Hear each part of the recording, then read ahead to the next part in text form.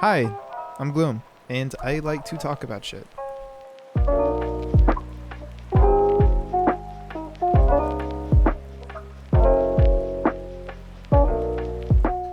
CyberPunk Edgerunners is a Netflix original that was released in September 13th of 2022, and I remember way back in June of 2020 when it was announced alongside the game Cyberpunk, I was hyped as fuck. I was going through this anime craze at the time.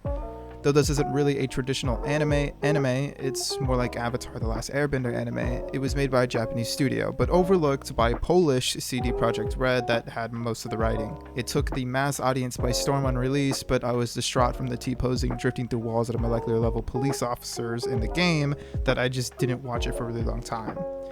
Well, I actually watched 2 episodes when it came out when I was hotboxing, but I was really cringing hard at it because I was watching the English version. The show has hella characters and all of them have their own quirks and distinct personalities. If you don't believe me, just look at this fucking motley crew. Whether you like them or not is personal preference, of course, but their designs are undeniably great, fun to look at, and have insane colors to complement their unique designs. Edgerunners has almost every character you come across looking vibrantly different from the others, unlike many other anime series that struggle creating distinguishably different characters because they recycle the same 10 character personalities that you can see from a mile away, linked to their specific hair color or the way that they talk. Even if the characters aren't important to the plot, you always find really interesting designs at like every corner. And with this being said, with all the praise, there has to be a but, right? Yes, and I know this is extremely subjective because the anime got Anime of the Year, but I found almost every character, despite them looking really interesting or cool, pretty much unlikable in the sense that they are all fucking stupid. But before I lose myself in the sauce, here is...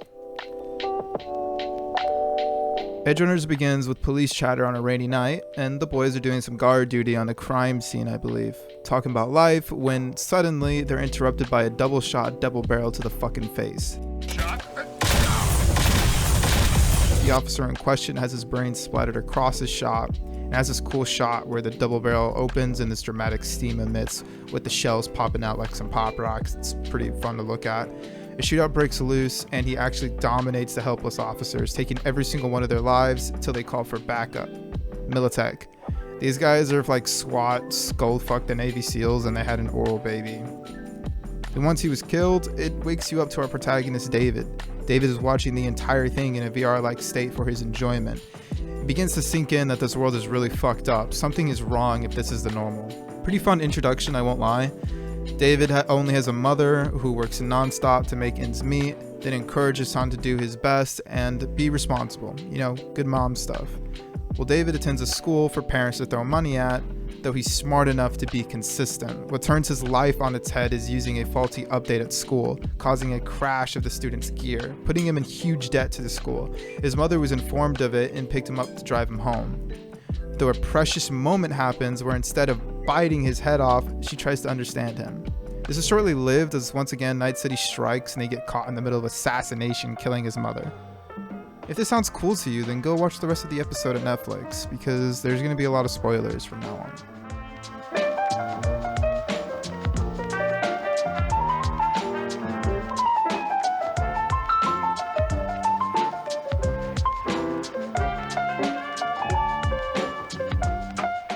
This anime brings you pretty much everywhere. I mean, the studio probably asked CD what the budget was, and CD answered with yes. Anyway, I watched the English version in the living room to avoid the show sounding like a fucking hentai from rooms over, but the English voice actor for Lucy sounds like I'm on the set of a fucking porno. And the cast is extremely random. I mean, they got Gus Fring and McCree playing McCree. And you know what? I'll say it.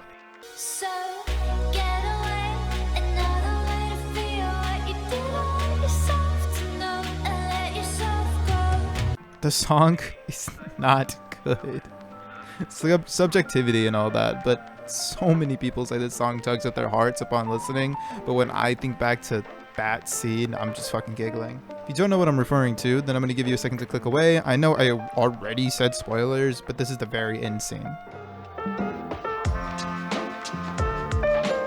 Okay, all these motherfuckers die, and it is the most rewarding thing I felt in a while through fiction. Lucy unfortunately gets to live. I kinda want her to get the gap more than anyone else.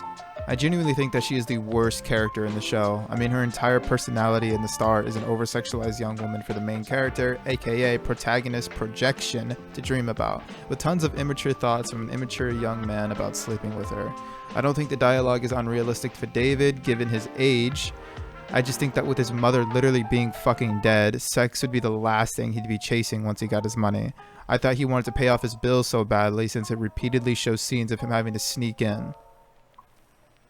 When invited into her room, she turns off the facade of being this tough girl to give a more heartwarming experience for him, while also being cocky, smoking the 8th cigarette today to tell him about her dream to go to the moon?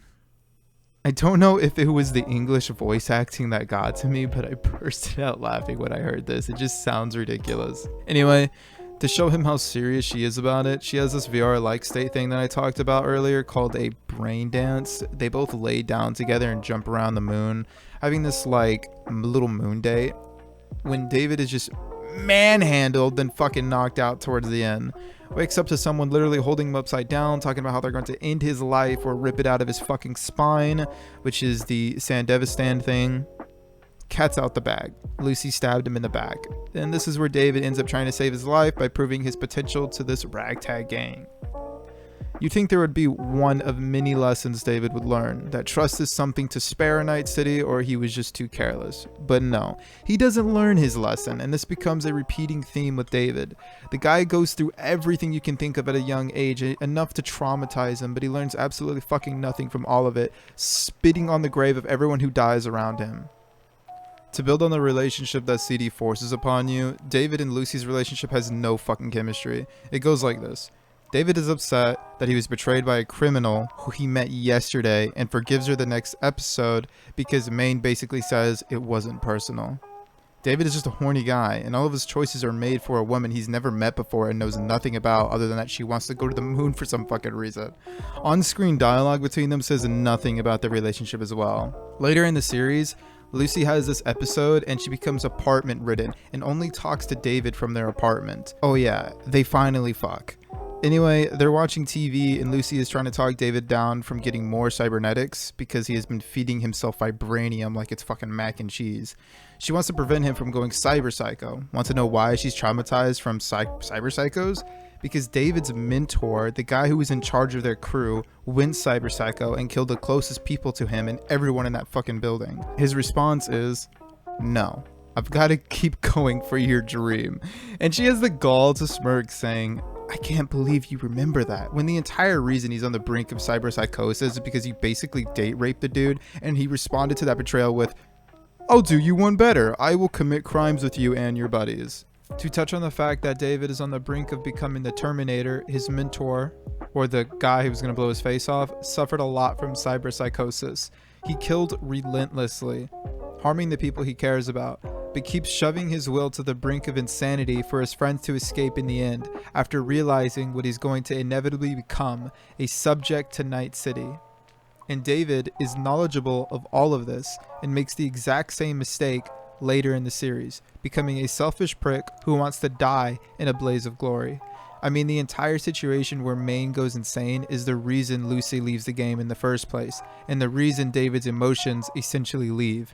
He continuously asks her to go back to work with her, knowing she's probably traumatized, on top of the fact that they are well off, living in a penthouse, and anyone in that crew doesn't have to work either.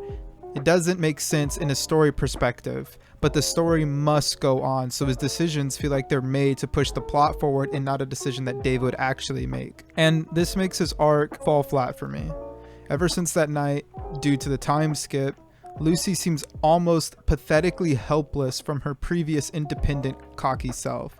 But with no time to give their relationship anything but horny tension, the dialogue between them insists upon itself. They do nothing in the show that is meaningful for their relationship other than show up naked in a couple scenes.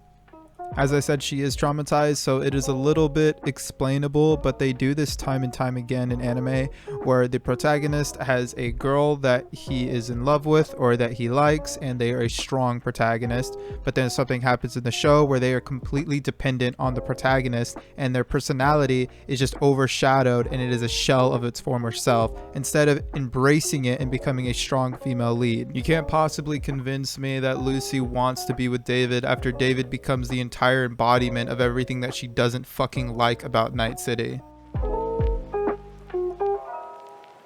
Time skips aren't something new in anime, but here in Cyberpunk I don't really feel it does it correctly, and it automatically assumes that you'll go with whatever that it wants to spit out. In Naruto Shippuden, Naruto returns back to the Hidden in the Leaf with his strength increased and his relationship to Jiraiya is stronger, and his ability to converse with his old friends is just seamless. It also does a segment to showcase these claims that it wants you to believe with the fight against Kakashi as a throwback to the OG Naruto with Naruto, Sakura, and Sasuke versus the Kakashi fight. I can completely agree if your next thought is, Naruto is a significantly longer anime with larger amount of episodes to cover every character's thoughts and actions more accordingly. But if you are having a short anime such as Cyberpunk and do a time skip, it's unfair and lazy to assume that your audience will just go with whatever that you want. Most of the reason it has one is to showcase David's decline into cyberpsychosis, but doesn't make any sense as the Sandevistan is already extremely overpowered and he doesn't need to chrome up anymore. With the context of Main's death, it's just kind of weird in my opinion. You'd think that he wouldn't need anything else with the Sandevistan.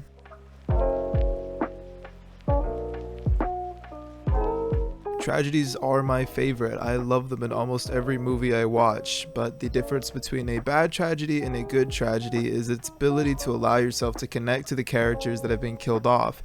In my opinion, it fails to do this correctly. An example of this is when Lucy is lying by omission, leaving David in the dark about her past, but she finds her boyfriend killing himself with every chrome implant and addicted to working in a dangerous field as an opportunity to chase something to save said boyfriend from something he could have prevented had he known.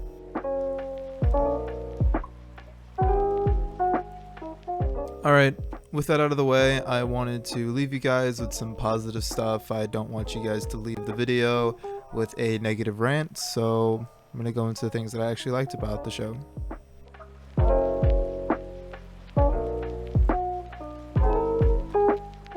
Main is a badass character. Despite the context of his line of work, he is a really good guy. He's a great mentor and he takes care of the people around him, treating them fairly and with options. I love his interactions with David, admiring his obsession with getting back to work whilst also finding it annoying because he's constantly pestering him about it. His final episode was really intense. Watching him dip into insanity was edited really well. The constant switch up shots of him walking endlessly, reflecting images of his self-worth. Watching his life flash before his very eyes was super scary. It was a rush seeing David and Dorio rapidly ground him back to reality over and over again. I was really sad that he went, but I think he left in a really ironic but fitting way. It just sucked because he was the only person I really liked watching, but his death really needed to happen, as David didn't really have a dad and Main took that role. Him losing both a mother and a father figure hits hard. I mean, he shaped him to be the man that he became, ultimately making his death change the entire flow of the show. Rebecca is really cool. I've never seen someone Mortal Kombat aerial combo someone with a blue and pink tactical shotgun from Fortnite like she does. When her brother died, she tapped into a different angle for her character, showing a true rage and desperation. And regardless of Rebecca being short-tempered, she possesses a deeply caring nature that becomes almost essential to the story. She seems extremely impacted on the events of the show, having lost her brother and now soon her best friend David. Even though she's not excessively complex, her character offers absurd loyalty and fierce determination to protect those that she lets in. Her relationship with David is something that kind of lurks in the background, the romantic one anyway. And despite her feelings for David, she puts it on the burner, being super supportive of David and his love for Lucy. Her advancement at the party shows this. After he rejects her dance invitation, she says she doesn't know what to do because she's tried everything to gain his attention. Besides thinking that he deserved better, she went to war for David so he could be happy with Lucy, even witnessing his conscience fade away as he got closer to his goal of Lucy being in his arms.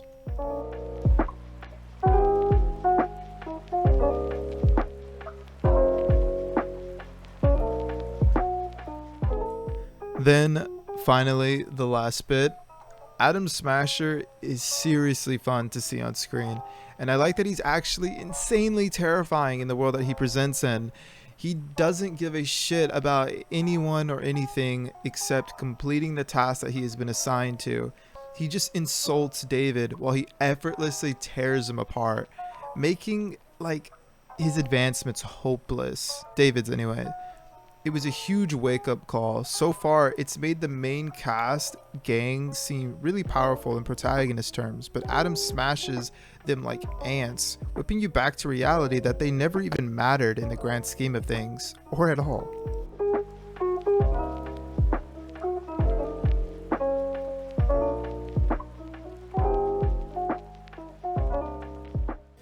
In conclusion, this anime is, whilst I didn't like it, I'd honestly put it a little bit above average. It's 6 out of 10 for me, even though I'm not really reviewing it in the grand scheme of things. But don't let my opinion rain on your parade.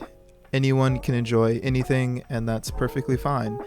If you had a lot of fun with the video, I had a lot of fun making it. So comment down below, maybe have a conversation with me, or you can hit me up on my Instagram, which is the same name as my YouTube, Gloomy Ghoul. We can have a conversation in the DMs. If not, that's completely fine. You guys have a good day, and I am Gloom. I like to talk about shit.